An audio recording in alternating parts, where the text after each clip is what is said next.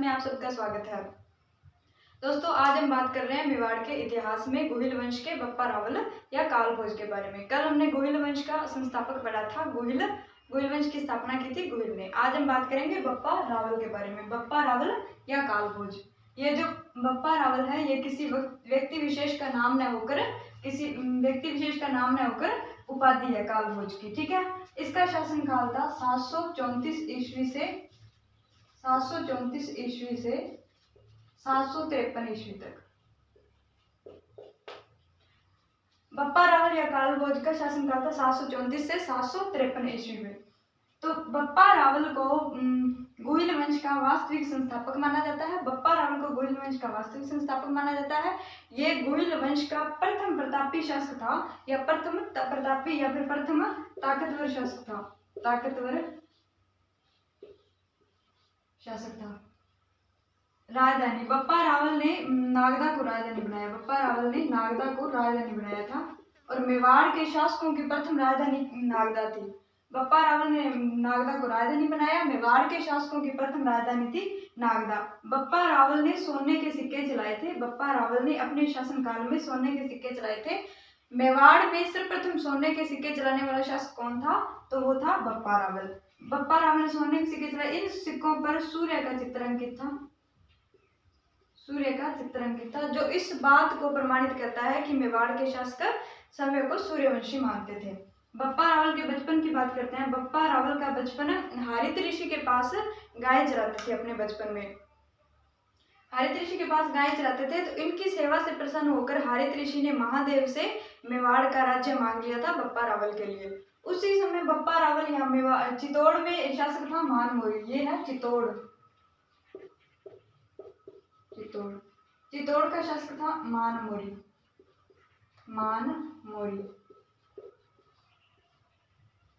बप्पा रावल मानमोरी के सेवा में चले गए। मानमोरी की सेवा में गए उसी समय वहां से विदेशियों ने आक्रमण कर दिया। अरबों ने, यहाँ थे, ये हो गए अरब।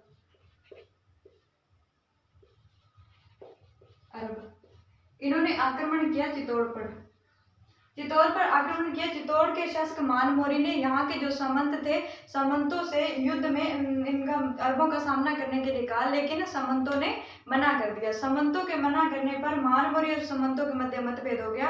फिर इसके पश्चात सामंतों ने मना किया। फिर इसके पश्चात इस युद्ध में बप्पा रावल गए।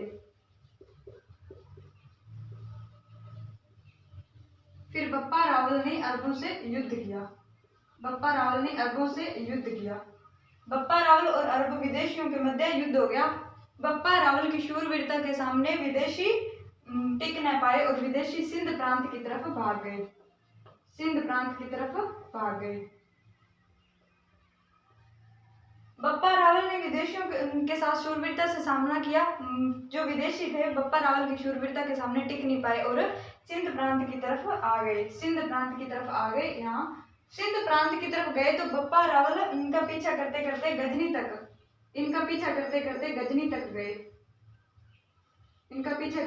गजनी गए।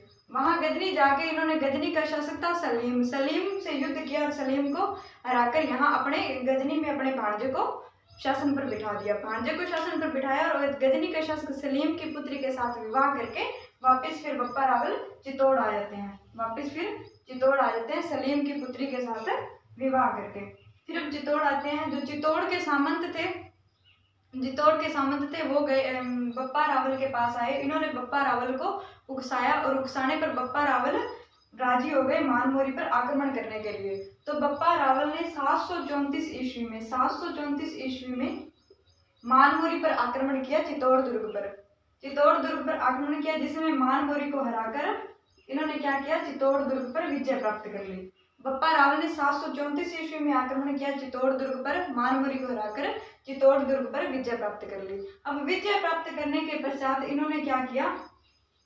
चित्तौड़ दुर्ग पर विजय की। अब इन्होंने विजय प्राप्त करने के पश्चात यहाँ बन गए 734 ईस्वी में बप्पा रावल शासक बन गए चित्तौड़ के।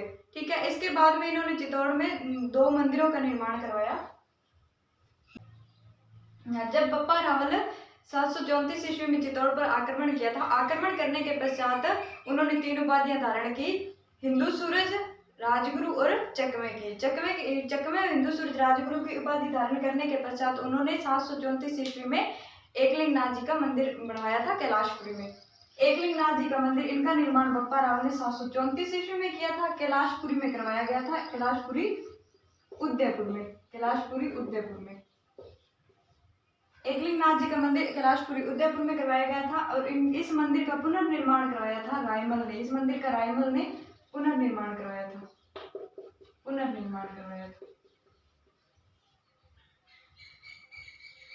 एकलिंगनाथ जी मेवाड़ वंश के राजाओं के कुल देवता थे और मेवाड़ वंश के राजा जो शासन करते थे वो एकलिंगनाथ जी का सवै को दीवान मानकर शासन करते थे। ये राजस्थान में भगवान शिव का सबसे बड़ा मंदिर है और यहाँ शिवरात्रि में मेला लगता है।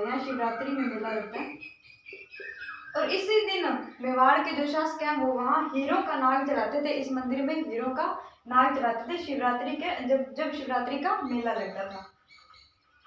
इस मंदिर में चतुर्मुखी शिवलिंग स्थापित की गई है। चतुर्मुखी शिवलिंग, जब बचपन में बप्पा रावल हरित ऋषि के यहाँ गायें चराते थे तो उनमें से एक गाय एक गुफा में एक पत्थर पर जाकर अपने आप वहां दूध निकलने लग जाता था। जब ये घटना बप्पा रावल को पता चली, उन्होंने देखा तो उन्होंने ये सब कुछ हरित ऋषि को बताया और हरित ऋषि ने बप्पा रावल के कहने पर वहां खुदवाई कराने पर वहां एक चतुर्मुखी शिवलिंग मिली थी। उस शिवलिंग को इसी मंदिर में स्थापित किया गया है।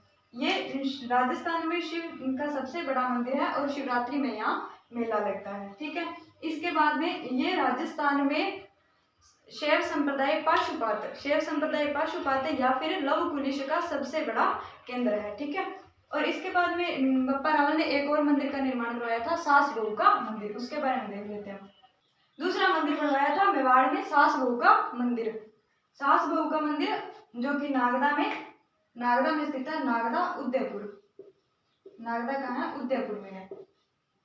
ये जो मंदिर है सास बहू का मंदिर, ये महामारू शैली से निर्मित है।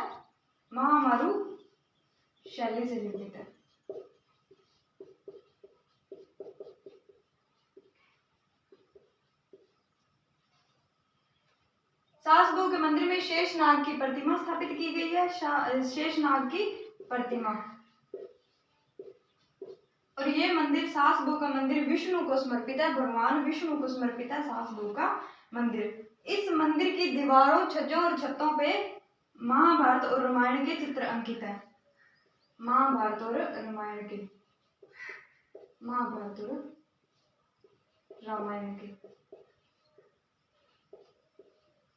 सास बहू का मंदिर का निर्माण करवाया था काल भोजिया बप्पा रावल ने। सास बहू का मंदिर कहाँ स्थित है? नागदा उदयपुर में स्थित है। ये मंदिर महामारू शैली से निर्मित है। अगर पूछ ले कि इस मंदिर में किसकी प्रतिमा है तो इस मंदिर में शेषनाग की प्रतिमा स्थापित की गई है। ये मंदिर विष्णु भगवान को समर्पित है।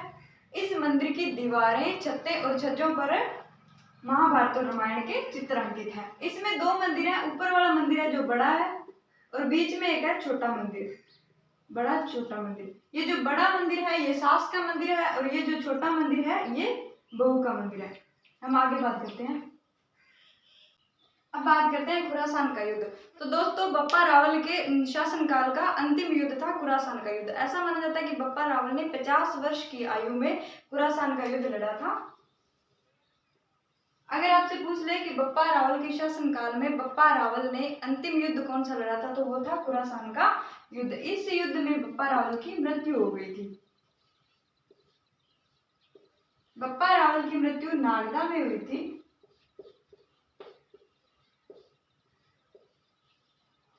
और नागदा में इनकी छतरी बनी हुई है जो कि बप्पा रावल के नाम से प्रसिद्ध है।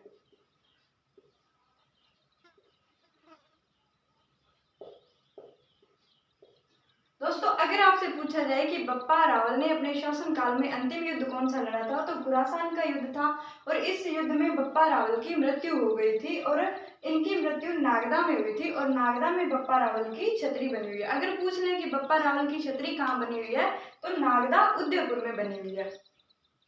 धन्यवाद दोस्तों। क्लास पसंद आई हो तो लाइक जरूर करना।